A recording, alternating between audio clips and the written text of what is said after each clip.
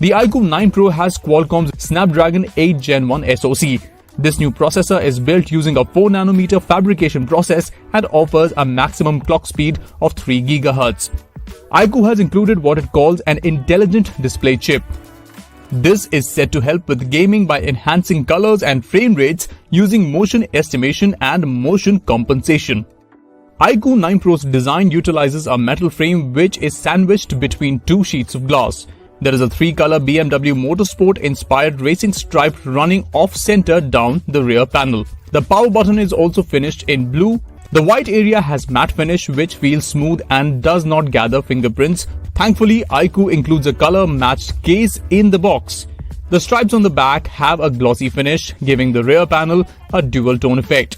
The camera module takes up about a third of the back panel.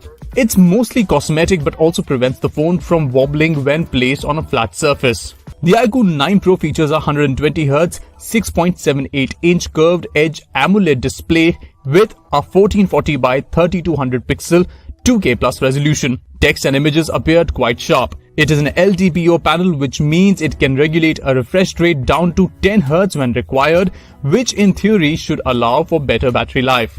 The Iqoo 9 Pro's panel is capable of 10-bit color reproduction, supports HDR10+, and has a Widevine L1 DRM certification for HD video streaming. Standard content looked sharp and showcased deep blacks.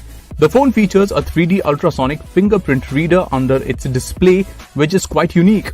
It just takes one firm tap to register a fingerprint instead of multiple taps, which makes setting it up a breeze. The readable area for registering or reading a fingerprint is also a lot larger than on other smartphones, enough to accommodate 2 thumbs side by side, so authentication was always quick and seamless. The Iqoo 9 Pro ships with FunTouch OS 12, which is based on Android 12. There's even support for the theming engine, which picks colors from your current wallpaper and applies them to UI elements. The display's touch sampling rate was spot on and we did not notice any lag while playing FPS titles. Iqoo has also announced a new Iqoo gamepad which is sold separately. It snaps onto the left side of the phone and adds several useful physical buttons which came of use while playing FPS titles.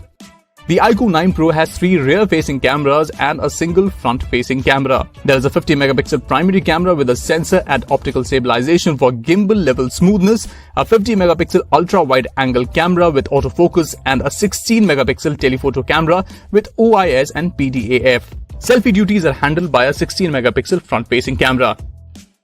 Photo shot in daylight came out sharp and clear with good dynamic range. There was plenty of detail and depth in the images captured by the Iqoo 9 Pro, no matter which camera I chose. The 2.5x telephoto camera captured some sharp-looking photos. The Iqoo 9 Pro's ultra-wide-angle camera features autofocus. It is also used as a macro camera that can shoot subjects with impressive detail as close as 3 centimeters away.